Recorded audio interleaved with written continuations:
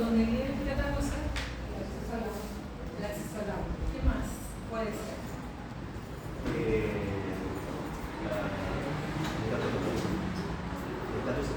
El estatus económico de la cosa. Nivel de escolaridad. Pero todas esas condiciones no son propiamente tal de salud, ¿cierto? Son más bien, ¿cómo podríamos llamarlas? Condiciones sociales, culturales, educacionales, pero son tan importantes que en definitiva determinan cuál es el nivel de salud que uno tiene. A esas situaciones, condiciones, característicos, factores, nosotros les llamamos los determinantes sociales de la salud. De alguna forma, estar en esta situación, vivir en esta situación, genera un impacto en la salud, al igual que estar en esta situación. Esta diferencia es también lo que podríamos llamar determinantes sociales de la salud y vamos a caracterizarlo ahora. Bueno, ¿qué ven ustedes acá? ¿Qué cosas que hay aquí podrían, por ejemplo, producir un impacto negativo en la salud? ¿Cuál? Ambos, en la misma... Por ejemplo, la basura. La basura, ¿qué más? La calidad de la habitación en casa, por así decirlo. El material. El saneamiento básico, pero además uno puede imaginar la condición social de las personas que viven aquí, ¿cierto? ¿Qué podríamos suponer de la condición social de las personas que viven ahí? Pobreza. Pobreza. Y en el caso de las personas que viven acá, esto puede ser factores protectores para la salud. ¿Qué podría ser? Las áreas verdes. Áreas verdes. También podríamos suponer que a diferencia de las otras personas probablemente tienen un mejor nivel de ingreso, ¿sí? Podemos asociar características a esto que vemos. Entonces, una característica importante que tenemos en nuestro país, que es, por ejemplo, lo que mostraba en la imagen anterior, son las diferencias entre las distintas personas que habitan el país respecto de su acceso a la salud, por ejemplo. Entonces, aquí tenemos una medición que habla de un ranking mundial de desigualdad, donde Chile está entre los países con mayor desigualdad del mundo, porque tenemos una desigualdad importante. El decil más pobre tiene un porcentaje relativo del ingreso nacional que fluctúa en torno a un 1,3%. Y el decil más rico recibe alrededor del 40% del ingreso. ¿Se entiende? Bueno, mayoritariamente los ingresos altos están en el primer decil. El decil más rico tiene un nivel de ingresos que es alrededor de 30 veces superior al del decil más pobre. Esto tiene implicancias en la salud de las personas, ¿cierto? Porque en definitiva todas estas condiciones, saneamiento básico que vimos y otras, dicen o determinan cuál es el acceso que yo voy a tener al sistema de salud. Además de tener esta condición que vimos, implica que tengo más posibilidad de tener gastos de bolsillo, de comprar medicamentos, de si la lista de espera es larga, poder atenderme de otra forma. Ya. Esto muestra la OCDE, nosotros somos parte de la OCDE, que dentro de la OCDE Chile es el país con más desigual de los 35 miembros. Estos son datos del año 2016, previo a la pandemia. Y la diferencia por grupos sociales, nuevamente ocupamos el primer lugar en desigualdad, ya que el 10% más rico de la población se lleva el 40% de la riqueza del país. Claramente hay otros países más ricos en la OCDE que nosotros, pero la diferencia es que tienen menos desigualdad. Probablemente sus ricos puedan ser más ricos que los ricos de nuestro país, pero la diferencia que hay entre el más rico y el más pobre no es tan grande, la brecha es mucho menor. Esta situación de desigualdad, de falta de acceso a los servicios de salud y de condiciones sociales que afectan la salud, generan una estrategia encabezada a nivel mundial por las Naciones Unidas, que son los Objetivos de Desarrollo Sostenible, que es un compromiso que se hace entre los países que son parte de las Naciones Unidas. En 2015 se hace este compromiso de apoyar 17 objetivos como parte de la agenda para el año 2030 para el desarrollo sostenible, el cual establece los siguientes objetivos de desarrollo sostenible. ¿Qué son estos? Fin de la pobreza, salud y bienestar, educación de calidad, etc. Entonces se supone que cada país tiene que implementar una diversidad de estrategias para poder alcanzar este gold standard. Y por ejemplo, en el caso del objetivo 3, ustedes lo pueden buscar en la página, garantizar una vida sana y promover el bienestar para todos en todas las edades. Entonces están algunos datos, las metas del objetivo, lo que queremos lograr, que es esto, y otra información de cómo llegar a ello, y esto para los 17 que se plantean: ambiente, salud, trabajo, pobreza, etc. Acceso al agua. Profesora, ¿Sí? ¿esas metas que se establecen son, o cuando se crean o cuando se juntan para ponerse de acuerdo, son utópicas, ideales, o tienen un grado de realismo para poder alcanzarlo en la meta de 10 años o de la década? Tienen un grado de realismo. La verdad es que se hace un diagnóstico primero de situación de salud y los países definen hasta cuál sería el ideal y hasta dónde pueden avanzar.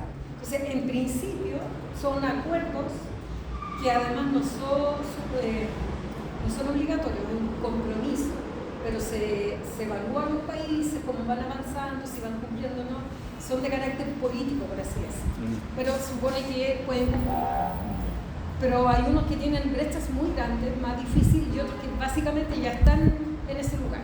Aunque en temas ambientales, por ejemplo, casi ningún país casi ningún país está completamente bien, sobre todo los más desarrollados. Entonces, estos objetivos de desarrollo sostenible es un acuerdo internacional en hacia dónde queremos llegar con el bienestar de la población mundial, ¿ya? No todos los países están en las Naciones Unidas por lo demás.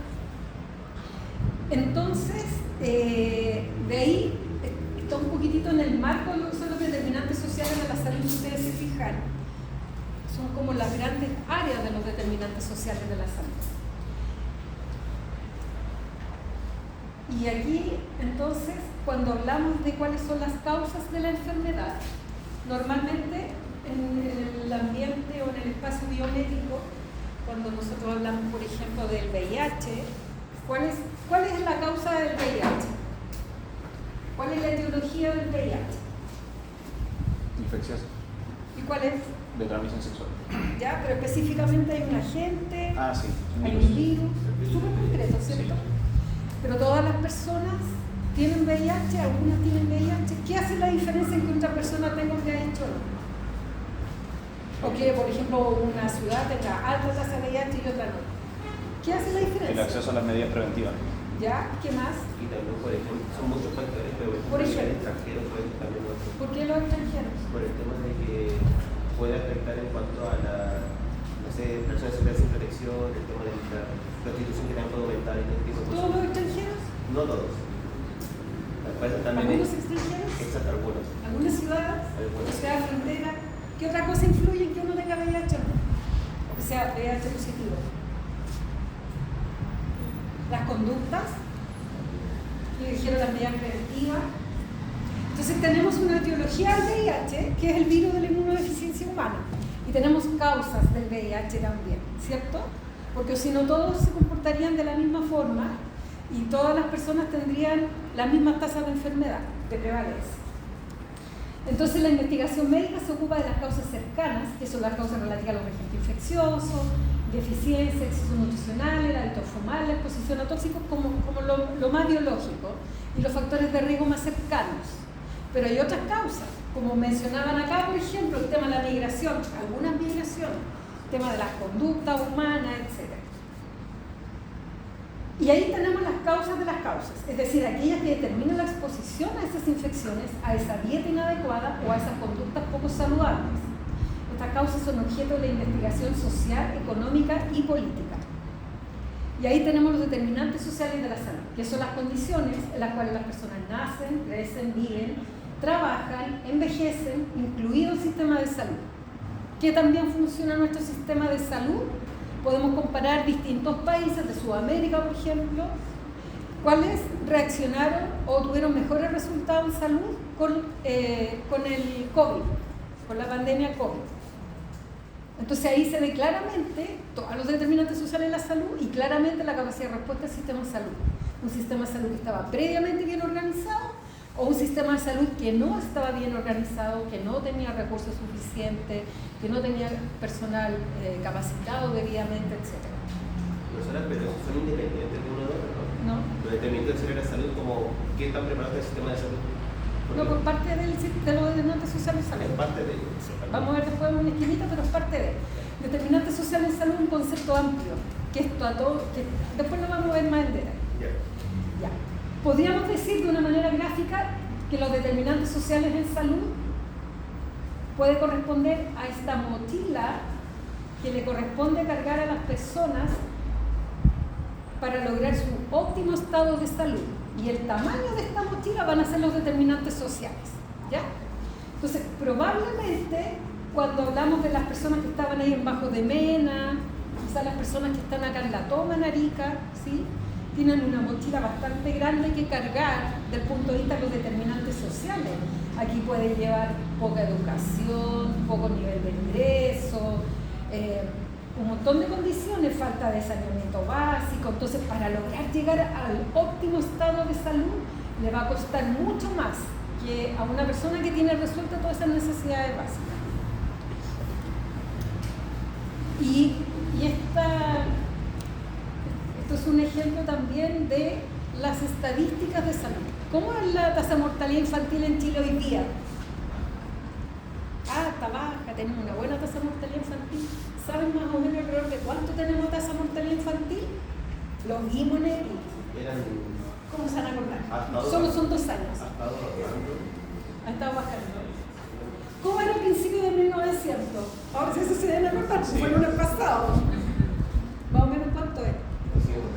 300 ya, por lo menos 300. Ahora estamos como en 20. No, eso es como en África. Entonces estamos como en 2. Menos de 10, ¿ya? Un valor, lo vamos a ver más adelante en la situación de Desarrollo de Chile. Bueno, ¿ustedes creen que la tasa de mortalidad infantil es igual en Biobío, en Coronel, por ejemplo, en Lota, que en Providencia? ¿Creen que tienen la misma tasa de mortalidad infantil? Pero la tasa de mortalidad infantil de Chile es una y es bajita, pero es un valor, esconde en la composición grandes desigualdades. Entonces es como lo que dice Nicanor Parra. Hay 2 panes, usted se come 2, usted se come 1, pero el promedio es 1 por persona. Entonces significa que los indicadores de salud muchas veces son muy generales y encubren diferencias importantes. Lo vamos a ver después también. Determinantes sociales de la salud. Desarrollo infantil. Rezago del desarrollo cuando comparo el quintil 1 y el quintil 5, nivel socioeconómico, ¿ya? Por un grupo de edad. ¿Quiénes creen ustedes que tienen más retraso del desarrollo psicomotor? ¿Zona extrema? Pero del primer quintil o del quinto quintil, de ingreso. El primer quintil es lo mejor, que el quintil es lo peor. No, al revés. El El primer quintil. Bueno, ahí está el estudio de la Encuesta Nacional de Calidad de Vida y Salud, este es antiguo. Y aquí muestra, el azul es el quinto quintil, entre 6 y 6 meses, un 14% en las personas del quinto quintil y un 31% en las personas o en los niños del primer quintil. ¿Y qué pasa después? A medida que los niños crecen, aumenta más todavía, a mayor edad. Mira, esto cercano a los 5 años, se nota más todavía el retraso psicomotor en los niños del primer quintil. Se va ampliando la brecha. Y entonces, ¿se entiende por qué, cierto? Se va notando más. Cada vez se va notando más. Los primeros meses poquito, va aumentando. Si la diferencia del desarrollo psicomotor aumenta a medida que pasan los años, ¿cuándo tenemos que partir tomando medidas o medidas políticas o medidas preventivas desde el punto de vista pediátrico, por ejemplo? ¿Cuándo tenemos que partir? Desde el primer momento. Lo más precoz posible, ¿cierto? Porque después ya estamos llegando tarde, o sea, igual recuperamos, pero ya no va a ser tan importante. Por eso la mayoría de las políticas del programa infantil parten desde que nacen los niños. De hecho, ¿desde cuándo deben partir? Desde el control prenatal, ¿cierto? Porque algunas patologías, si la mamá está mal nutrida, si tiene otros problemas, los va a traer ya desde que nace. Otro ejemplo, tasa de mortalidad por cáncer gástrico ajustada por edad según nivel educacional, por cada 100.000 habitantes. ¿Qué me pueden decir de lo que se le haga? Estos son hombres, todos son hombres. Solo pasa de educación, ¿Ah? más tasa de mortalidad con menos educación. Más tasa de mortalidad de cáncer gástrico. ¿Por qué se mueren más las personas más pobres de cáncer gástrico? Por el ingreso, no tienen los gastos para poder cubrir todo lo que por el cáncer. El tratamiento. Exacto. ¿Qué más? Pero antes de que... ¿Y por qué se enferman? Educación. Educación, empecé por pasar. Cómo ¿Ya? alimentarse, el ¿Ya? día que lleva. ¿Ya? Por eso es algo porque no tuvieron educación. ¿Ya? A lo que vos estás Claro. ¿Qué más? Sí, eso está muy bien. No tienen una buena alimentación. Una buena alimentación, pues no tiene plata para El alimentarse bien. acceso al agua. Por más que el médico, ustedes le digan ahí en el centro médico, señora, coma sanito, si no tiene plata no va a comer sano, ¿o no? Está difícil. Se puede esforzar, pero igual le va a costar más. Y lo de educación, si tiene síntomas, capaz que ni siquiera lo reconozca, no vaya al médico. O sea, hay un montón de cosas, pero no es biológico. O sea, puede haber un componente biológico hereditario, si su familia tuvo cáncer, tiene más probabilidad. Pero fundamentalmente un tema social, ¿sí? Tú me dijiste algo. El agua, El agua. Bueno, ahí podemos comparar otra cosa con el agua. la composición del agua. Claro, pero en todo Chile las personas se mueren distinto de cáncer producto del ambiente. ¿Sí? ¿Han escuchado eso? Porque se mueren distintos de cáncer. Cáncer es como una cosa como bastante objetiva, pues, como contar los casos de cáncer. Lo vamos a ver después, pero por ejemplo, si hablamos de cáncer de piel, ¿dónde creen que se muere más la gente que está de cáncer de piel? Acá, ¿Acá dónde? en el norte. En el norte. ¿Por qué? Porque acá la incidencia de radiación ultravioleta es mucho mayor. Estamos más ¿Ya? cerca del Ecuador. ¿Ya? ¿Qué más? Porque acuérdense que las enfermedades en general son multifactoriales, se suman varias cositas. Porque en Punta Arenas también el hoyo de la capa de ozono está importante. La forma de Entonces, vestimenta. la exposición, ¿qué más? La forma de vestir, o sea, no se protegen del sol. Exacto, no se protegen. ¿Ok? ¿Qué más? Los tipos de trabajo que se hacen acá. Claro, Como la la composición. ¿Y qué más? Aquí hay la contaminación ambiental, ¿se suma con eso? O sea, me expongo a contaminación ambiental que podría producir cáncer, ¿como qué? ¿Qué hay harto en Arica? Bueno, está controlado, está controlado. Plomo no está cancerígeno. Arsénico. Arsénico. Pero en el agua está controlado, pero hay arsénico natural. Arsénico natural. Si la cultura chinchorro tenía malformaciones congénitas y tenía cáncer por arsénico, y en esa época no había minera, el arsénico natural.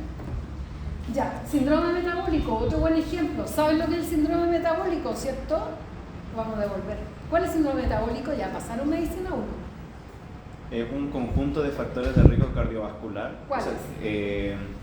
Perímetro de cintura, está los niveles de colesterol HDL, los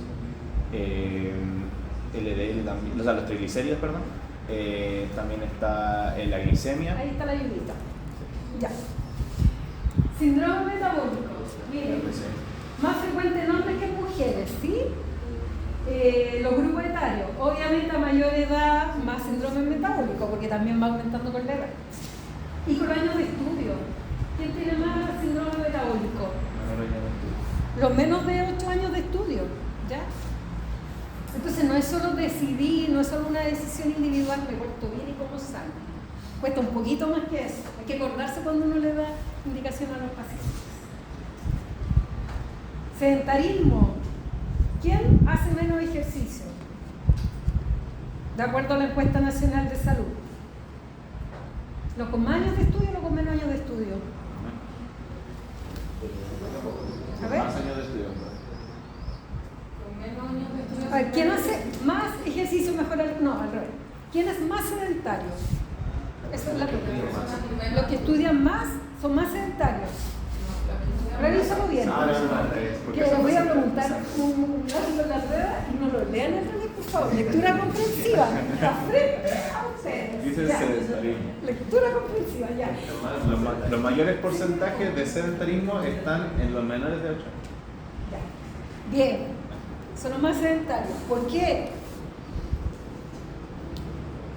¿Por qué son más sedentarios con menos años de estudio? Deme dos causas, dos factores.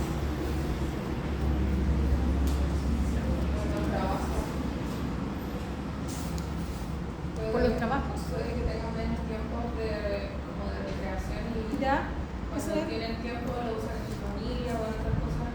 Y por la educación también, como no tienen acceso a la información temprana, no saben que hacer ejercicio muchas veces es difícil. Bueno, esto es lo mismo esto en Santiago. La distribución espacial de los estratos socioeconómicos. Entonces los ABC1 están en la zona oriente, BE está en esta zona. Entonces, ¿qué vemos ahí? Esa es la distribución de los niveles socioeconómicos. Y tenemos este otro gráfico que habla de la calidad del aire. ¿Dónde está la peor calidad del aire? ¿O dónde está la mejor calidad del aire? En los estratos donde están los mejores niveles socioeconómicos. Por lo tanto, el lugar donde se enferman menos los niños de enfermedades respiratorias, por ejemplo. Y eso, visto en muchos ejemplos. Entonces, el marco conceptual de los determinantes sociales de la salud. ¿De qué se trata esto? De poder abrir nuestro horizonte y ver que la gente se enferma más que solamente de los agentes infecciosos o de sus condiciones genéticas, las cuales también epigenéticamente podrían estar determinadas por sus condiciones ambientales, etc. Y que no es solo la pobreza, sino que hay muchas otras cosas que también influyen. La pobreza, la educación van amarrados, el trabajo va amarrado, pero hay otras cosas. Entonces, tenemos dos tipos de determinantes sociales, los estructurales, que son los macro, y los intermediarios, que son los que están más próximos a las personas. En los estructurales tenemos el contexto socioeconómico-político, la gobernanza, la política macroeconómica, las políticas sociales, son las decisiones que toma un país en políticas públicas, educación, salud, protección social, la cultura y los valores sociales. Esto es lo macro. Yo puedo tener un país con el mismo nivel de ingreso per cápita, pero con una política de salud como la nuestra en vacunas, que nos dio muy buen resultado en salud, ¿cierto? Con el COVID. Y otros países, algunos europeos, como Estados Unidos, por ejemplo, con un nivel mayor de ingreso per cápita, pero que no tiene la misma política pública de vacunas de décadas, ¿no? Y por lo tanto no tuvieron los mismos buenos resultados. Entonces, un poco más que solo el ingreso. Están las políticas, es decir, políticas de vivienda, etc. En la posición socioeconómica tenemos clase social, género, etnia, educación, ocupación e ingresos. Van amarrados, pero a veces no, pues a veces están un poco separados. Ya. Y los intermediarios son circunstancias materiales, condiciones de vida y de trabajo, disponibilidad de alimentos, comportamientos y factores biológicos, factores psicosociales y el sistema de salud. ¿Qué tenemos aquí como intermediario? La cercanía que tengo al CEFAM. ¿Y qué tenemos de estructural acá? Políticas de salud, las políticas del Programa Nacional de Alimentación, que es para todos, la política de vacuna, que es para todos, público y privado, la ISAPRE se vacunan gratis los niños, los adultos mayores igual, ¿ya? Es una política pública, que por lo demás es muy eficiente, es muy costo efectiva. Pero lo intermediario es lo que puede hacer el alcalde, por ejemplo, para que mi CEFAM sea bueno, tenga medicamentos, contrate personal adecuado y que esté al lado de mi casa, eso es más intermediario. Van todos de la manito. Acá, por ejemplo, la ocupación. Uno podría decir, ¿y cuál es la diferencia con las condiciones de vida y trabajo? ¿Cuál es la diferencia con la condición de trabajo? Yo puedo tener una misma ocupación, puedo tener una profesión y estoy en una condición laboral en que están factores de riesgo y puedo tener otra condición laboral en que no están esos factores de riesgo y en una me enfermo más que en la otra. Entonces, no basta solamente con ser médico, por ejemplo. Depende en qué condición estoy. Hay protección radiológica para los que quieran ser radiólogos. El hospital donde yo trabajo se preocupó de tener todas las condiciones para protegerme de la radiación o no. Entonces, la ocupación es importante, pero la condición de trabajo es lo inmediato, ¿ya? ¿Cuáles son los estructurales? Aquellos atributos que generan o fortalecen la estratificación de una sociedad y definen la posición socioeconómica de la gente. Estos mecanismos configuran la salud de un grupo social en función de su ubicación dentro de jerarquía de poder, prestigio y acceso a los recursos. Estructural recarga la jerarquía causal de los determinantes sociales en la generación de inequidades sociales en materia de salud. Contexto socioeconómico y político, mecanismos estructurales que generan la estratificación social en la sociedad y la posición socioeconómica del individuo. Entonces, cuando yo tengo una duda estructural o intermediario, entonces yo digo, cambia el acceso real de las personas, cambia estructuralmente su clase social, eso es estructural. Y si solamente lo ayuda, pero no lo cambia de jerarquía o no lo cambia de estructura, es intermediario. El género, junto con la posición social y el grupo étnico, son determinantes estructurales debido a la influencia fundamental que tienen el establecimiento de jerarquías en la división del trabajo, la asignación de recursos y distribución de beneficios, la división de las funciones según sexo y valor diferencial asignado a esas funciones se traducen en asimetrías sistemáticas en el acceso y control de recursos de protección social. Ya después lo vamos a ver como más en detalle.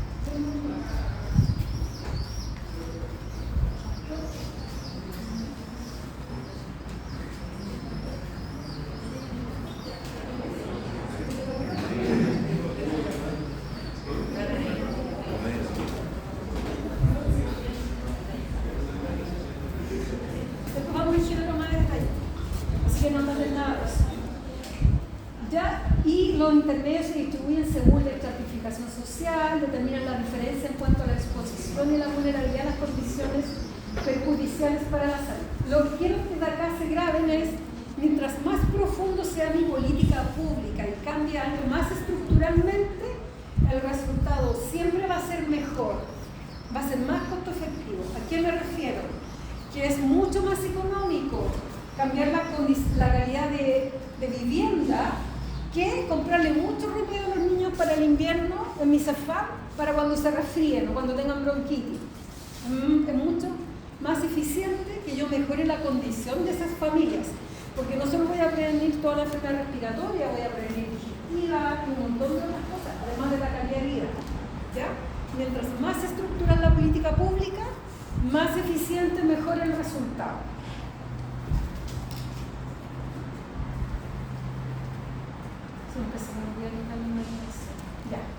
Ejemplos, gobierno en su amplio espectro, las decisiones que toma un gobierno la refieren, las políticas macroeconómicas, fiscales, que regulen el mercado del trabajo y otras, políticas sociales, políticas públicas sobre educación, salud y protección social. Por ejemplo, si yo cambio la jornada, si yo pienso, si es que la gente tiene tan poco tiempo para hacer actividad física, entonces le acorto la jornada de trabajo y digo, ahora vamos a trabajar 40 horas. Esa es la propuesta de ley, ¿cierto? Llegar a las 40 horas. Y eso les va a dejar más tiempo para hacer actividad física, entre otras cosas, para estar con su familia. ¿Eso es estructural o intermediario? Estructural. ¿Y el GES? ¿Estructural o intermediario? ¿Intermediario? Más bien estructural porque es una ley y es para todos. Hay un acceso, se supone, universal, amplio. ¿Un ejemplo intermediario que podría dar ese? ¿Ah? ¿Un ejemplo intermediario que usted podría dar ese? Que, por ejemplo, en el Cefam haya mucha solicitud de horas que no se está atendiendo la gente y contrato más médicos. ¿Eso qué sería? Claro, no estoy resolviendo la salud del país, pero estoy logrando que todas esas personas se puedan atender a tiempo, en condiciones. O compro más fármacos para que no vaya la señora a retirar su receta para los medicamentos de la hipertensión y le dicen, ¿sabe que no han llegado los medicamentos? Vuelva la otra semana y la señora se queda una semana sin tratamiento. Eso es intermediario.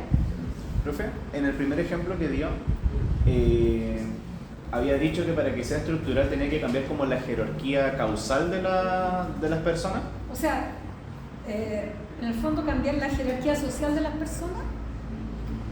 Eso. ¿Pero abarcando desde la clase? ¿O? Clase social. Pero y por ejemplo, el primer O ejemplo, sea, ¿cómo si lo...? cambia no todos cambian la clase social, pero por ejemplo, el ingreso, la ocupación, ¿cambia la clase social de la persona? Sí. El trabajar en la minería, ¿cambia la clase social de la persona? Depende por qué trabaja. Claro. ¿Es gerente o es albañil? Porque en la minería hay albañiles, ¿o no? Hay quien construye los lugares donde las personas trabajan, duermen, hay albañiles, hay electricistas y de todo, no hay solo mineros. Así, las personas que hacen las camas en la minería deben ganar poco, igual que lo que ganan acá haciendo aseo, no deben ganar mucho más. Entonces, depende específicamente qué. Pero si yo estudio y soy ingeniero en mina y luego tengo un cargo de gerente en una minera, me cambia la clase social. ¿Sí? Eso es estructural. Permitir que los niños estudien en la universidad y logren tener una profesión y salgan del círculo de la pobreza, eso es estructural. El que yo tenga un colegio cerca,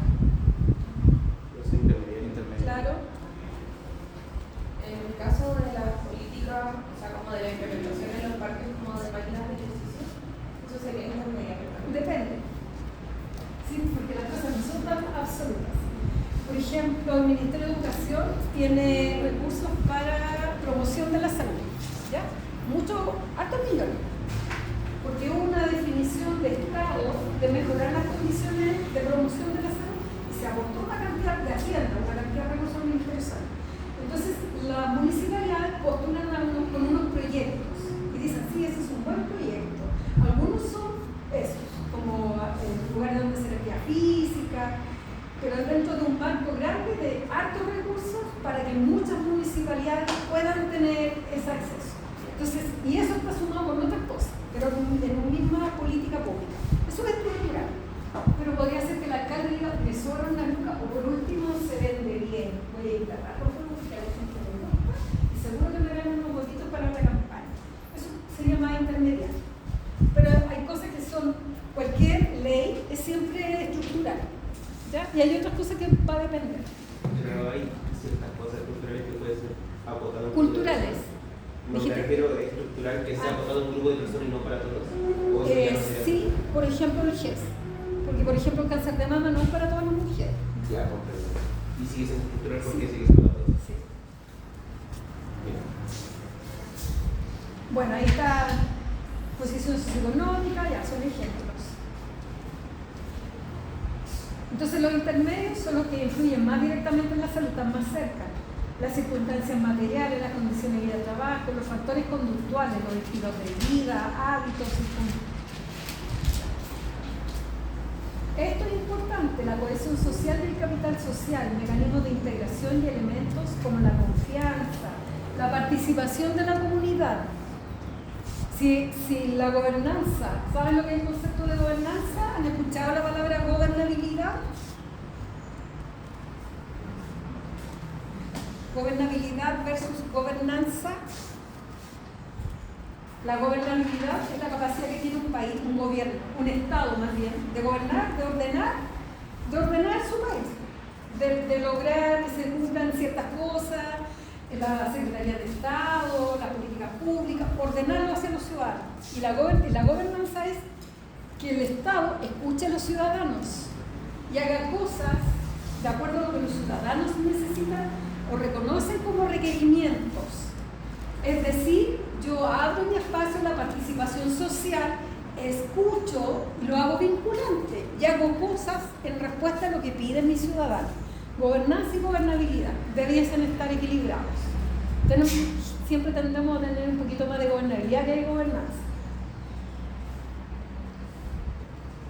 Y luego tenemos otro concepto interesante que son los determinantes comerciales de la salud, que se refiere a estrategias y enfoques utilizados por el sector privado para promover productos y opciones que son perjudiciales para la salud. Incluye factores como los comportamientos, las preferencias individuales relacionadas con el consumo y el estilo de vida y cuestiones relacionadas con la sociedad global, como los riesgos de consumo, la economía política y la globalización. ¿Se les ocurre algo que pudiese ser parecido a esto, pero más bien del ámbito comercial? ¿Que impacta a las personas? ¿El cigarro? ¿En qué sentido? Puede también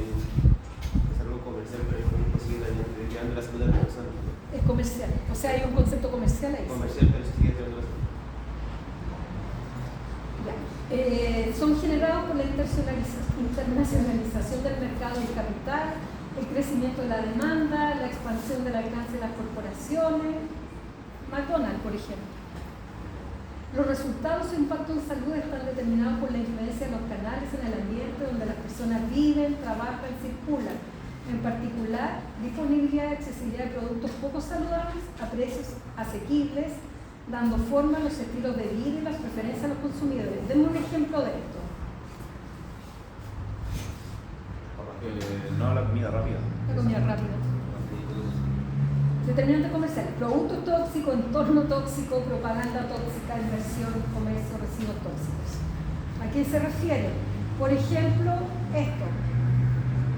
Bueno, esto es un chiste, o mucho más. La economía del sistema alimentario, como es el delivery, bueno, aumentó exponencialmente con el periodo de la pandemia, ¿cierto? Pero ¿qué es lo que uno compra el delivery? ¿Cuánto ha pedido en el delivery una ensalada? Levante la mano que alguna vez pidió en delivery una ensalada. Bien. Pero claro, es porque soy vegetariana y no hay más opciones que no sean ensalada. No hay muchas opciones, pero ahora hay más. Hay más, antes había igual, ahora hay comida rápida vegetariana. Hay varios, bueno, que en Arica hay varios otros tipos. Yo tengo 3 hijos que son vegetarianos. Y ya no hacen asado familiares, porque no tienen huertos, no tienen mucho éxito. Pero hay un montón de lugares que piden la hamburguesa y ahora traen hamburguesa de burota, de pan. Antes era nada, solo papas fritas. Soya. Ha ido mejorando un poco la opción. Pero básicamente esto, el Uber Eats, no son en general cosas muy sanas, pero lo acerca a ti y te da la posibilidad de poder consumirlo. La producción tóxica, plaguicidas, por ejemplo, y otras. Ambiente obesogénico, si no es solo una decisión, es difícil. Por ejemplo, acá, ¿qué comen en la universidad? Traen comida, compran completo, traen su ensaladita a la casa, sus legumbres, ¿qué hacen? ¿Cómo se alimentan? Porque tienen poco rato de almorzar, ¿no? Yo creo que tienen poco rato. ¿Ah?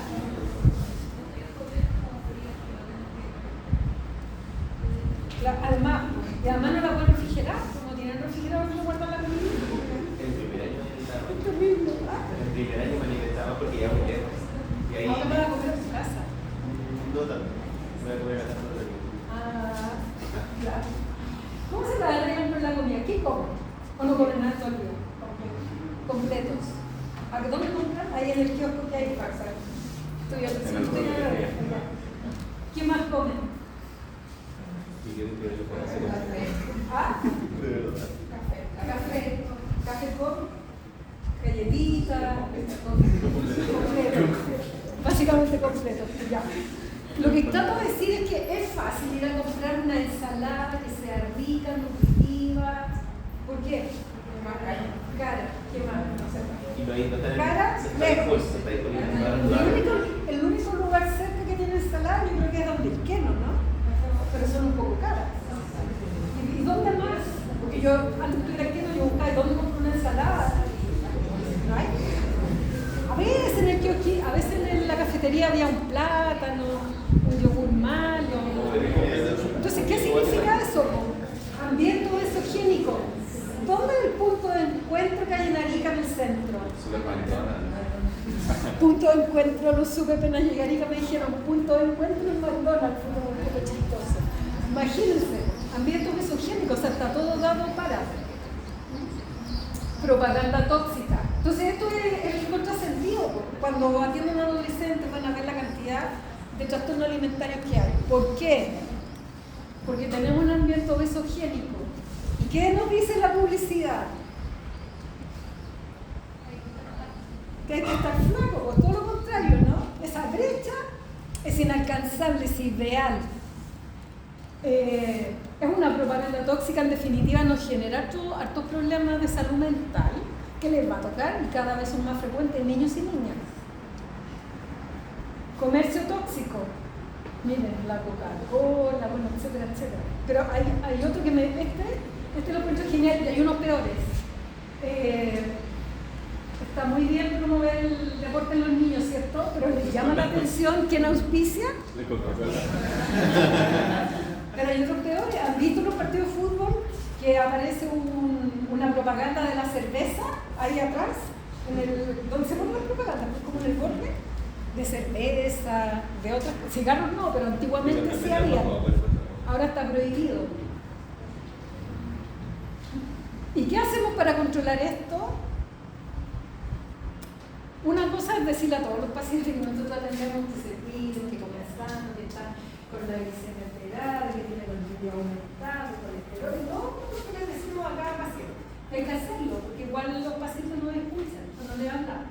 Pero cuando el paciente diga, ay, así me voy a cuidar, le va a pasar eso, que la comida sanita está más cara, que está lejos, que no la puede comprar.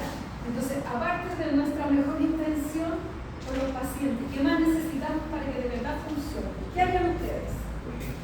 Políticas públicas, ¿cómo qué? Ustedes son el futuro de la salud, así que denme ideas. Que bajen los productos así como saludables de precio y que son otros personas un poco más intenten de cambiar la mentalidad. Ya. Muy bien, ¿qué más? ¿Qué más? Cuando pasen por pediatría a los niños gorditos y les da lata porque, escucha, ¿qué van a hacer con los niños? La otra vez parece que me dieron idea. ¿Qué podemos hacer? Además del tema de la alimentación, hay otras cosas también. ¿Ah?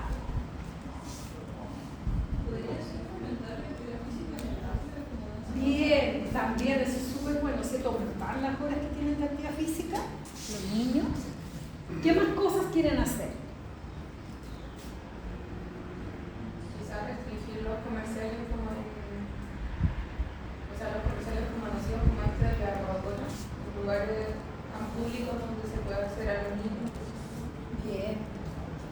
Bueno, en definitiva, para que funcione necesitamos políticas públicas estructurales, ¿sí? O sea, hay harta idea, como impuestos a los alimentos, por ejemplo en Francia la Nutella, normas para la cafetería, requisitos propaganda a niños, cambiar normas relacionadas a definir las porciones, tamaño de las porciones, el etiquetado. Hay varias de estas que nosotros hemos hecho acá en nuestro país. Esa es una importante política pública. Hay una clase de políticas públicas que vamos a tener más adelante y que yo invito, creo que lo invité cuando estábamos en EPI, ya no me acuerdo.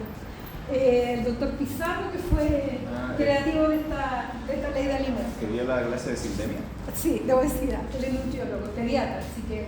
Pero varias de estas cosas, como la ley de alimentos, entonces ahí lo vamos a ver en más detalle. Porque lo otro que hay que hacer, además de crear una buena propuesta, convencer a muchas personas, es evaluar después cómo si está funcionando o no, si hay que mejorarla, si dio el resultado que queríamos, si la gente cambió de conducta, entonces hay que evaluarlo después, ¿ya? Bueno, lo último, inequidad en salud. Inequidad en salud versus desigualdad. Equidad es la ausencia de diferencia en el nivel de salud entre personas o grupos definidos de acuerdo a su nivel social o económico. Desigualdad es una diferencia y la inequidad es una diferencia injusta y evitable. Se abordan inequidades a través del concepto de determinantes sociales. La igualdad es dar a todos lo mismo, solo funciona si están todos en el mismo lugar. Es decir, si todas las mochilitas fueran del mismo porte o todos partimos corriendo a la meta desde el mismo origen. La equidad tiene que ver con la justicia en los indicadores o resultados obtenidos entre distintos grupos evaluados, acceso a iguales oportunidades, asegura la equidad. Entonces aquí hay un ejemplo gráfico. Ahí me pasé. Ejemplo gráfico. Esto, los cubitos, serían las políticas públicas. ¿Les damos las mismas políticas públicas a todos?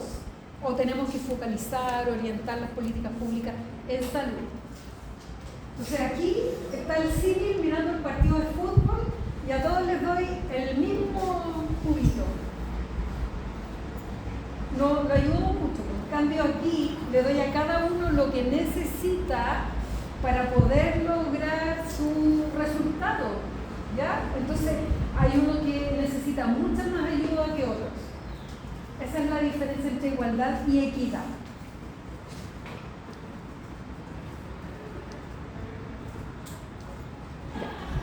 La desigualdad involucra diferencias, variaciones y disparidades en los logros de salud individuales y de grupos, pero no implica un juicio de valor moral o ético en estas diferencias. La inequidad es una desigualdad injusta, evitable, y en eso radica su importancia para las instancias decisoras. Calificar una desigualdad como inequidad implica conocer las causas y poder fundamentar un juicio sobre la injusticia de dicha causa. En el fondo, somos desiguales, somos personas distintas. Esa desigualdad podría ser injusta o no, podría requerir políticas distintas para un mismo logro. Profesora, entonces la equidad es una desigualdad pero justa. La equidad. No, la equidad es lograr, al revés, la equidad es lograr que todos puedan alcanzar su máximo desarrollo, y para eso yo defino políticas públicas o defino intervenciones para que logren eso.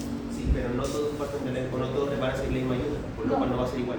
Reciben distinta ayuda, pero es positivo la equidad. Entonces es una desigualdad pero justa y favorable, o no están así.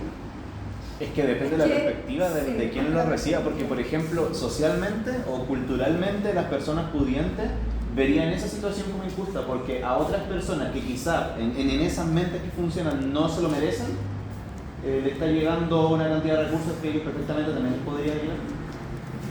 Entonces...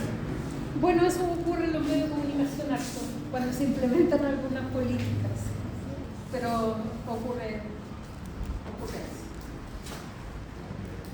Las intervenciones que uno realiza desde el punto de vista como una política pública en lo individual versus lo poblacional.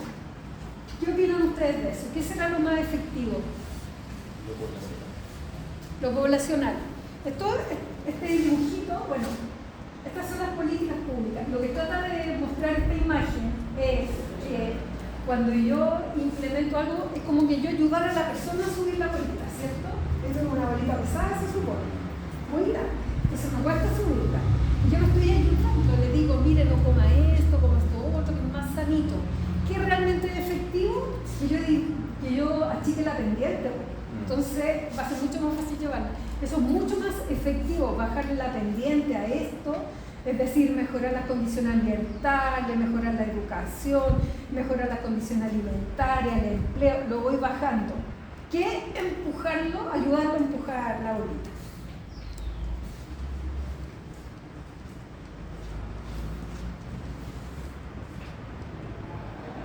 Bueno, mejor, es un ejemplo de qué forma puedo intervenir los determinantes sociales, entornos saludables, mejorar las condiciones de trabajo, todo lo que sea estructural, un empleo digno, un empleo que no me enferme, lo vamos a ver después en salud ocupacional. Si yo trabajo puesto a riesgo, a lo mejor me mejora mi nivel socioeconómico, pero me enfermo.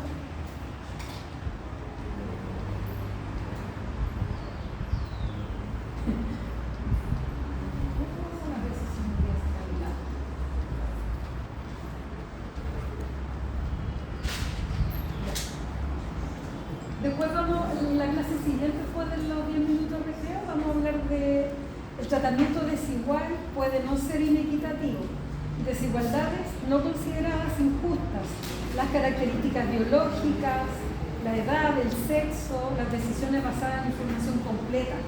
Las características biológicas, ustedes leyeron en la asignatura de ciencia biomédica papers sobre el tema epigenético y cómo el ambiente va generando cambios en la genética de los individuos y que finalmente el ambiente tiene más relevancia de lo que uno cree en lo genético, porque uno dice, ya, me expongo a contaminación ambiental, me enfermo.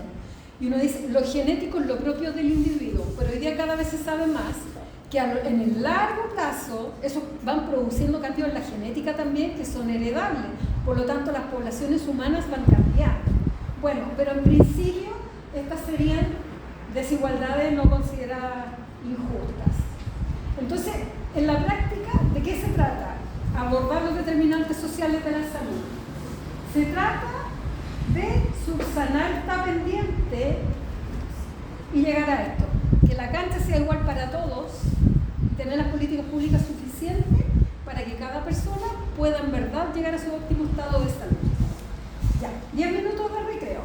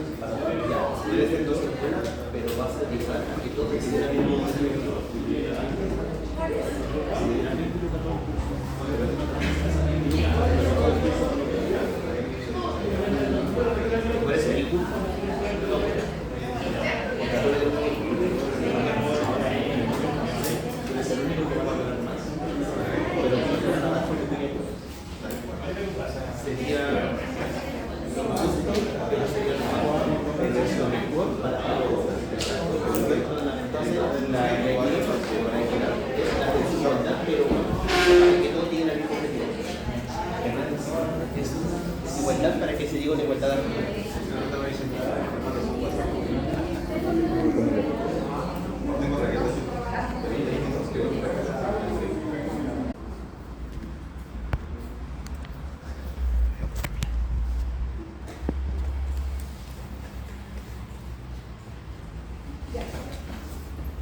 ¿Me puede alguien decir 3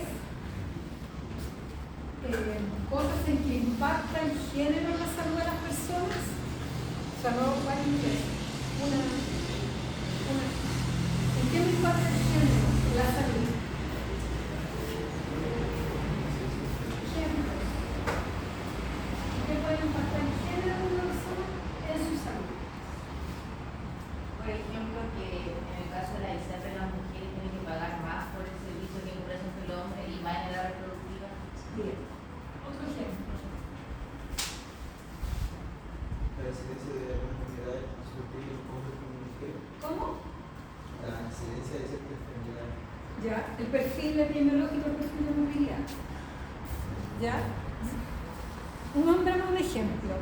No me diga la enfermedad propia de los sexos, porque eso no va con determinantes sociales. O sea, otro ejemplo de un problema de salud distinto. No me digan decir cáncer de próstata porque no, muy obvio. Ya, otra cosa. Las cosas de nuevo. ¿Ya? Como por ejemplo, ¿qué? A mí el cerebro no me moría más por cosas como externas, así como el trabajo. Ya. ¿Por qué se mueren más los hombres de esas cosas? Hay estilos, hay conductas que son distintas por género. ¿Qué otro tema? Que sale también en la todos los medios. ¿De qué se enferman más las mujeres?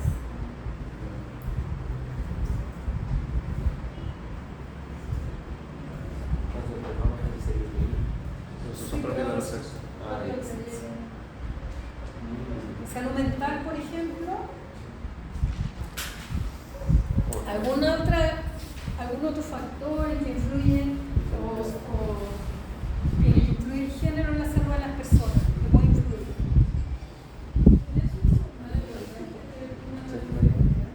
¿Cómo qué?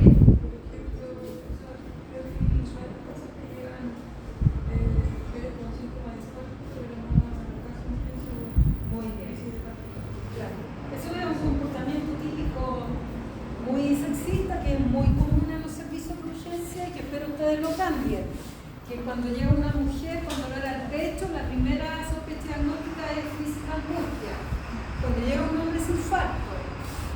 Y por lo tanto se demora el diagnóstico de infarto, pericarditis y la enfermedad cardíaca en las mujeres. Primero es angustia, entonces su benzodiazepina y para el cefalo. Y ahí se nos van los infartos. Ya. Conceptos relevantes. ¿Cuál es la diferencia entre género y sexo? ¿Saben cuál es la diferencia? El sexo es biológico. Bien. El género tiene que ver con como la percepción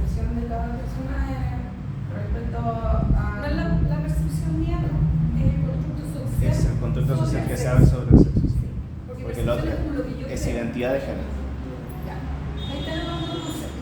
Determinante social, estructural, en resumen, es el constructo social que se hace sobre el sexo. Y el sexo son las características biológicamente determinadas y relativamente invariables que diferencian a los hombres y mujeres bajo la premisa intelectual occidental que solo existen dos sexos identificables en la sociedad. La orientación sexual es la capacidad de cada persona de sentir una profunda atracción emocional, afectiva y sexual por otra persona.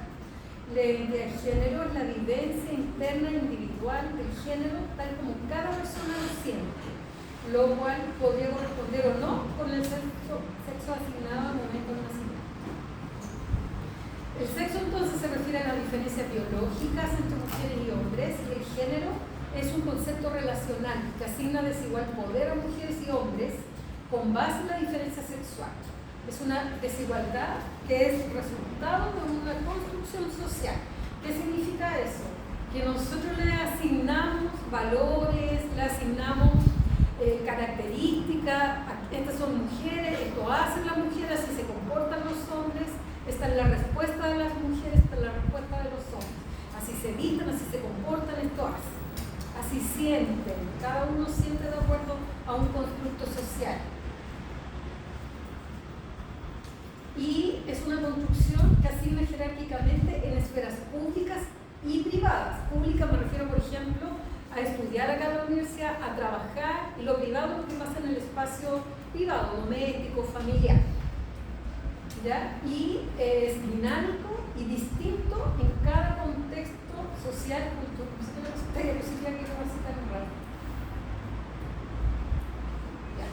Existen esto, mirándolo siempre, la clase está desde el punto de vista binario, mujer-hombre. Vamos a tener una clase más adelante que es centrada en lo que es diversidad sexual y género. ¿Ya? Una clase entera para que discutamos sobre esos aspectos.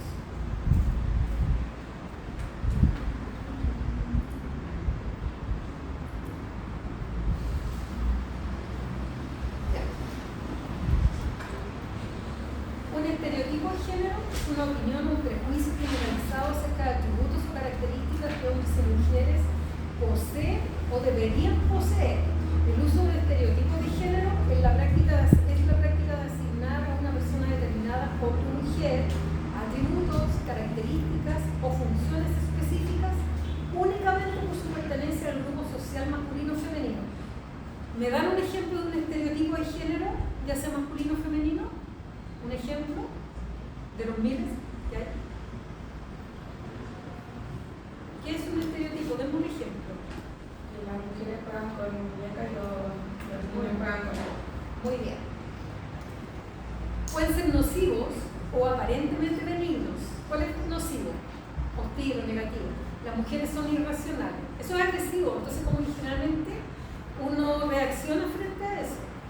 En los más complejos son los que parecen buenos, los que parecen benignos, los que casi parecen un piropo. Las mujeres son protectoras. Sobre esta base la responsabilidad del cuidado de los hijos recae sobre las mujeres, que las mujeres son protectoras. Pero no parece algo agresivo, pero es bastante discriminatorio. Las mujeres son mejores para las áreas sociales que para las áreas matemática y ciencia, y eso marca elegir una profesión, marca la familia también cuando la persona va a elegir una profesión. Las mujeres son más sensibles y emocionales, entonces la jefatura a cargo político ya se complica un poco, son más ordenadas también. Los estereotipos de género en la práctica es esto, son los lentes que yo uso a través de los cuales miro la sociedad, son mis lentes, ¿ya? A través de la cortina, son aspectos culturales, históricos, ideológicos, políticos que se perpetúan. Eso es un constructo social. ¿Cómo se perpetúa? A través del lenguaje, por ejemplo, a través de los medios de comunicación, ¿ya? Este es interesante el aspecto de las fronteras simbólicas. Son barreras invisibles, pero existentes que pueden invisibilizar al otro. Existen en el subconsciente colectivo, son diferenciadores culturales, a menudo racistas, transgresores de los derechos humanos y civiles, son intangibles. La forma de identificarlas y analizarlas principalmente el lenguaje. Constituyen imágenes, formas discursivas, acciones, ejemplos. Estos son elementos simbólicos. Los cuentos, los juguetes. Miren, esto es, ¿saben lo que es esto? Una pirámide demográfica. Ya. ¿Y han visto cómo son los colores de las pirámides demográficas en general? Azul para los hombres, rosado para las mujeres. Sí, eso es muy simbólico, ¿no? Entonces, hay que preferir otros colores. Si la idea es mostrar que son distintos, no es mostrar una piña con el color. La ropa. Esto, la imagen típica. La señorita y el doctor. Lo van a ir viendo a medida que pase el tiempo y hagan más clínica. Lo van a ir viendo, al principio les va a llamar la atención, va a haber un momento que les va a hartar francamente. Sí. Pero esto también, por la imagen de la mujer que es enfermera y el hombre que es doctor. Hay muchos enfermeros y muchas doctoras. Y esto, que es una de las formas más agresivas de la discriminación de género, que son los chistes. Porque cuando hay un chiste sexista no queda más que reírse. ¿Por qué? Si no se ríe es como... porque es agresivo o pasivo un chiste sexista. Entonces, cuando no se ríe la mujer, porque eres amargada, ¿por qué no te ríes? Es tan gracioso, no seas amargada, infeminaz, etcétera, etcétera. Son las barreras del lenguaje que suelen ser bastante agresivas. Y esto es agresivo, y esto está súper naturalizado por los juguetes, los colores, el comportamiento. Otros elementos simbólicos, los medios de comunicación, la publicidad, la lengua y el lenguaje. ¿Por qué es tan importante el lenguaje? Porque el lenguaje construye realidad. Entonces la lengua es un producto social.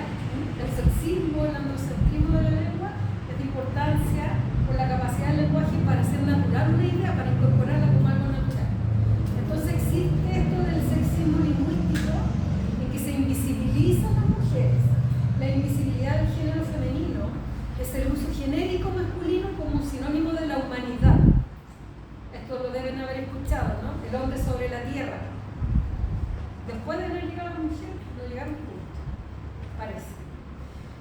Porque podría ser, ¿cómo podríamos decirlo para que no fuese así?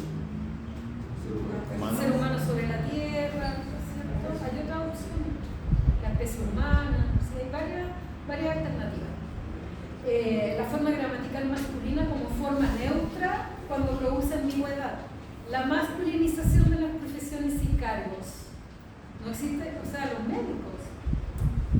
Hace años, décadas que hay mujeres en la universidad estudiando medicina, pero aún son los médicos. Pero hay abogadas. O sea, en algunas profesiones cuesta un poquito más todavía. Ingeniera, le cuesta más decir ingeniera que abogada. Ingeniero, la ingeniero, le escuchamos en la entrevista, la ingeniero, y es como, esa mezcla sí que es curiosa, pero es así. La presidente, como casi una cosa que del lenguaje no calza, ¿no? Lo que no se nombra no existe. Hay un montón de ejemplos, con estereotipación mediante concepto asimétrico, el menosprecio, estigmatización, la forma semántica de las palabras, y hay ejemplos como ese, público, mujer pública, se reta para chiste, zorro, se reta para chiste. Los refranes, a la mujer ni muerta la de creer, lo que el diablo no puede, la mujer lo hace fácilmente. Y así, muchos encierran juicios. Hay un montón de temas con el lenguaje, es súper fuerte. El género, por sí solo, es un determinante social, pero además va de la mano con otros determinantes sociales. Por ejemplo, otro eje de identidad como la etnia, el estatus socioeconómico, la orientación sexual, el puesto de trabajo, sitúan a hombres y mujeres de forma diferente en el contexto social y en las relaciones de poder que se establecen entre ellos, dando lugar a diferencias definidas por un acceso desigual a las condiciones de salud y calidad de vida. Para lograr incluir la perspectiva de género, tenemos que buscar equidad para las condiciones de salud de hombres y mujeres, entendiendo que ambos deben tener las mismas oportunidades de lograr desarrollar calidad de vida. En salud, el género nos remite a 5 dimensiones fundamentales. De acuerdo a lo que aparecía en el video, los que pusieron atención, ¿me pueden nombrar aspectos de la salud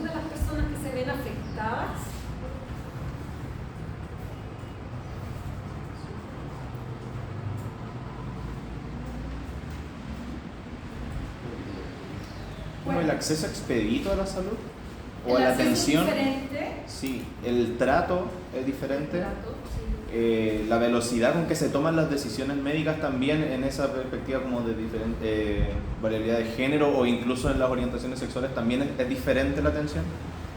Se tienen más prejuicios, entonces eso como que dificulta mucho la atención médica. Sí, eso también lo vamos a ver. Y alguien mencionó en la clase anterior en el taller la violencia obstétrica, además del tema de los servicios de urgencia, ¿recuerdan?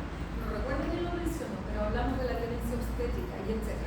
Bueno, dimensiones: estado de salud, calidad de vida, acceso a recursos y a servicios de salud, el financiamiento de la salud, la participación versus la producción social de la salud. Recuerden que también las mujeres tienen un nivel de ingreso menor, por lo tanto, eso también determina un acceso distinto de las mujeres al sector salud. El género determina desigual exposición y vulnerabilidad a diferentes enfermedades a través del acceso inequitativo a recursos sociales y condiciones materiales. Implica riesgos diferentes relacionados con ocupaciones, roles según los estereotipos de género. Establece diferencias en comportamientos y estilos de vida, así como en autoestima, autoeficacia, apoyo o redes sociales. Claro, por ejemplo, si hay una conducta de riesgo más frecuente en los hombres, tienen más accidentes de tránsito graves, con resultado muerte. Por ejemplo, consumo de alcohol, de drogas. Hay un comportamiento distinto. La esperanza de vida, ¿en quién es mayor, hombres o mujeres? Mujeres. ¿Por qué? Por lo dicho anteriormente, el tema del comportamiento de los hombres, el trabajo, el accidente, todas esas cosas. Ser mujer determina una subordinación que la expone de manera diferencial a los mismos problemas de salud, con una vulnerabilidad particular, por lo que hay un enfrentamiento distinto del problema y las consecuencias también son diferentes. ¿Por qué las mujeres se deprimen? ¿Cuáles son causas de depresión? Por ejemplo, en las mujeres, la carga de cuidados como el trabajo no remunerado asociado a su género como natural. Hacer la doble carga, estar preocupado de la pega remunerada y ¿qué pasó? ¿Ah? Para que se escuche. Ah, me distrajeron. Ya. ¿Por qué se deprimen los hombres? Ah, por ejemplo, por violencia de género. Y los hombres se deprimen cuando no consiguen ser un proveedor exitoso por su familia y la sociedad. ¿Se han dado cuenta de eso? Cuando pierden el trabajo, gran depresión. Son causas distintas. Pueden tener las mismas causas también, pero es súper frecuente esa diferencia. La vulnerabilidad diferencial. Mujeres, mayor disponibilidad para hablar sobre afectividad y acceder a redes de apoyo. ¿Han escuchado que los hombres se suicidan más y de formas más certeras y más violentas también? ¿Qué pasa con las depresiones en los hombres? Porque ¿quién se supone que se deprime más? Las mujeres. ¿Y por qué se suicidan más los hombres si se deprimen menos? Porque está mal visto que los hombres se vean vulnerables y tampoco tienen como como normalizado acceder a servicios de salud mental y que sí está más permitido a las mujeres. Sí. Y otra cosa, ¿y qué más? Eso está muy bien. ¿Qué más? Eso, pero también la capacidad de acceso de los hombres a tener como esos beneficios También. más difíciles que las mujeres. Y lo otro, que las mujeres ¿cómo se relacionan las mujeres?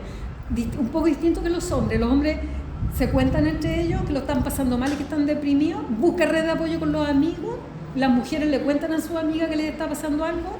Nada es absoluto, nada es 100% absoluto, pero es distinto el comportamiento también. Ya, desigualdad e inequidad de género. En la distribución de ingresos, ya lo sabemos, un 70% de ingresos las mujeres respecto de los hombres en promedio. Hay rubros de la economía que son mucho más remunerados y que son masculinizados. Por ejemplo, ¿cuál? ¿Dónde? ¿Qué rubro de la economía? Hay casi puro, o sea, hay muy pocas mujeres y muchos hombres. Minería. Y ese es uno de los rubros que tiene mayor nivel de ingreso. ¿Y cuáles son los rubros más feminizados? Donde hay muchas más mujeres que hombres. Pero más general. Educación, salud, servicios en general, sí. Son feminizados y el nivel de ingreso es mucho más bajo. ¿Ya? Pero dentro de cada rubro, las mujeres suelen ganar un 70% de lo que ganan los hombres. Y ahí eso afecta en varias cosas. Afecta los montos de la jubilación, el monto de la licencia médica, los subsidios. Y bueno, ahí hay un ejemplo de inequidades. Chile es un país que se caracteriza por tener mucha inequidad, con un PIB que no es malo, pero con harta diferencia adentro. Entonces hay varios ejemplos. Nivel de equidad de género en el trabajo. 33,5%, miren, esto, nivel de equidad de género. En el trabajo, 33,5%, ocupamos lugar, Informe Global sobre Brecha de Género. 38% en roles especializados y 16% en roles de liderazgo. ¿Por qué es importante el tema del trabajo en la salud? ¿Por qué importa el tema del trabajo? Si uno tiene trabajo, tiene como capital como de placa para poder acceder a la salud. ¿Ya? Y si no tengo acceso como a salud pública, puedo optar a salud privada. Ya. ¿Y qué más? ¿Qué más pasa en el trabajo? ¿Ya? ¿Y que son distintas? Porque trabajamos en distintas cosas. ¿De qué se pueden enfermar las mujeres? De silicosis es raro si no trabajamos en minería, ¿cierto? Por ejemplo, bueno, ahora hay menos silicosis en minería, más bien en construcción hay silicosis. ¿Qué otra cosa puede ser típica, una enfermedad más frecuente en hombres en relación al trabajo que en relación a las mujeres?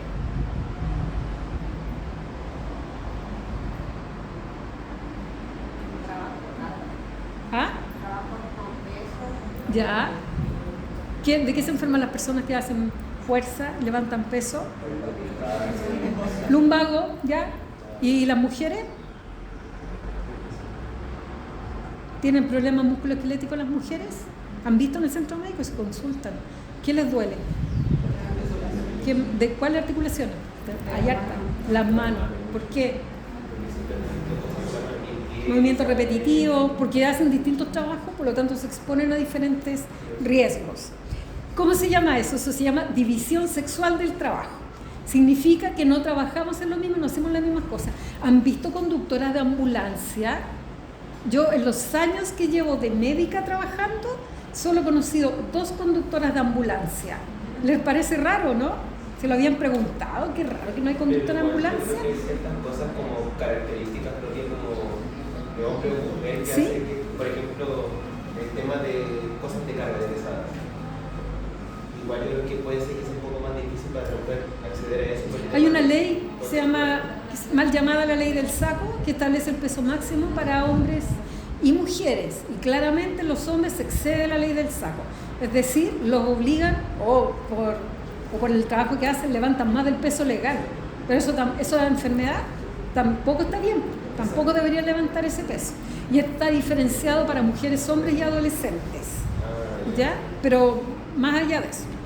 La división sexual del trabajo es un concepto en que existe segmentación del mercado de trabajo. Las mujeres y los hombres difieren en la situación laboral, en el tipo de ocupación, en la jerarquía en la empresa y tareas asignadas. Todas estas condiciones expresan la reproducción de la división sexual del trabajo y de la sociedad como un todo. Y estas inequidades de género en los trabajos persisten a pesar de la incorporación de la mujer al trabajo remunerado realizado fuera del hogar. Ahí están las fronteras simbólicas. Porque en verdad hoy día, ¿quién diría? No la puedo contratar a usted como conductora de ambulancia. ¿Alguien se atrevería a decirle eso? Pero van a pensar, uy, ¿cómo la voy a contratar? Va a ser la conductora de una ambulancia. O sea, igual va a haber un prejuicio, un rechazo. Capaz que algún paciente diga, no me diga, la conductora de la ambulancia es mujer, quizás no me voy en la ambulancia. Y todas esas cosas. Cuando empezaron a haber conductoras de Transantiago, de camiones en la minería, era todo un revuelo. Entonces, ahí están todas las fronteras simbólicas. ¿Qué otro tema? Bueno, ¿y cuál es el impacto en salud? Porque nos vamos a enfermar de enfermedades laborales distintas, enfermedades profesionales distintas.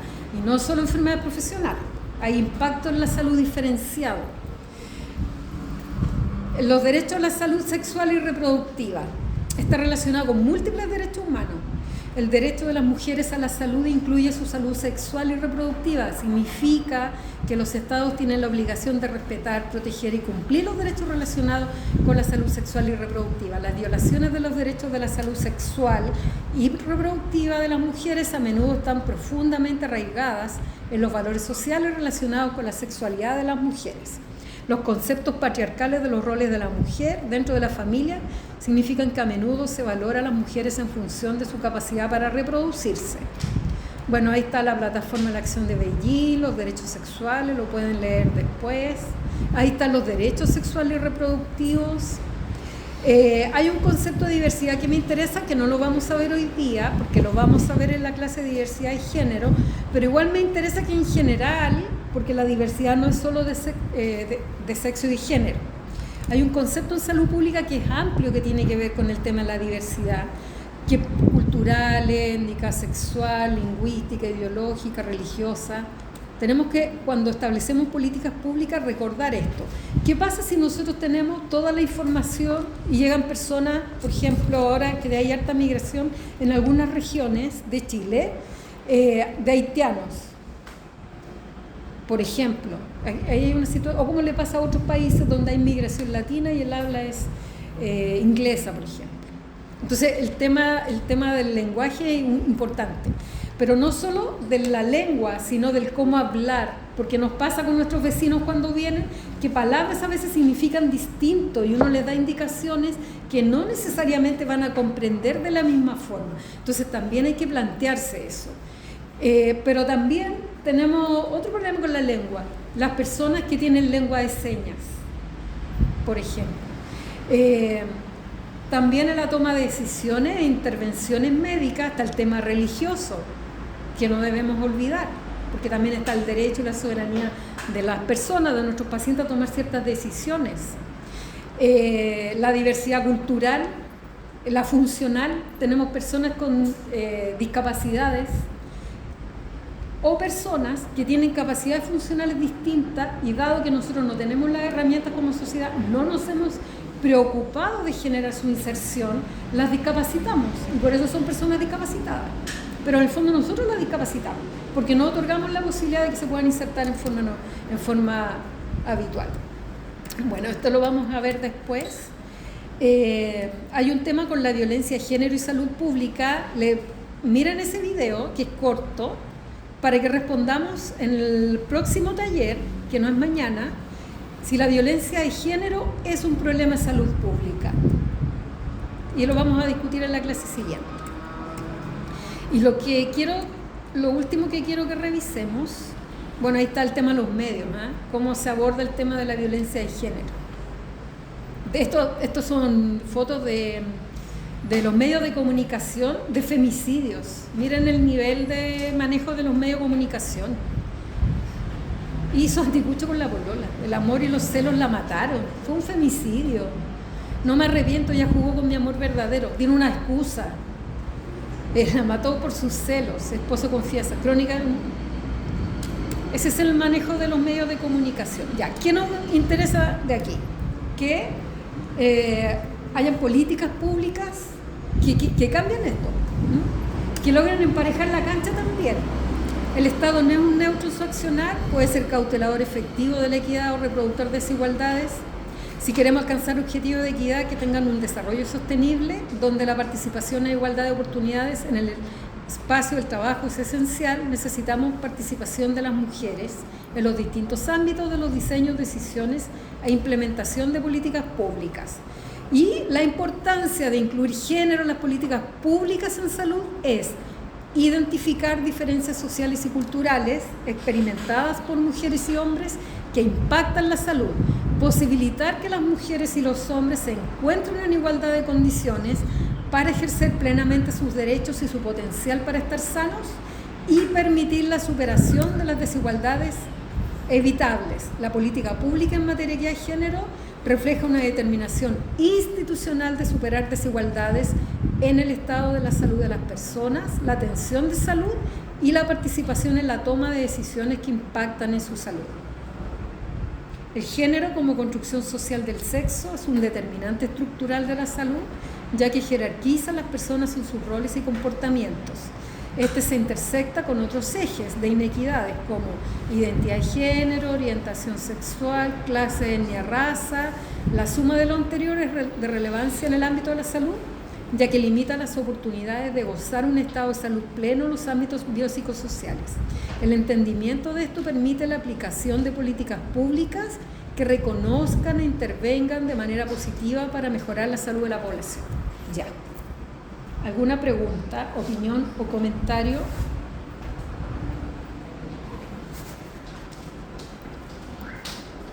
¿No? Vean el video de la violencia de género, porque les voy a preguntar por qué la violencia de género es un tema de salud pública. Porque les va a tocar, porque van a atender personas que consultan por situaciones de violencia de género.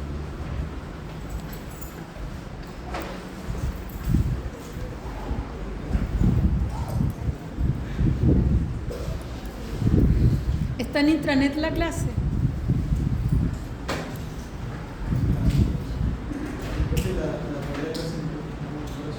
La primera sí, sí está. ¿Ah? No escuché, en serio, no te escucho. ¿Qué? No escuché. La primera clase de ahora. Subí las dos. Pero tienes el mismo título en las dos clases.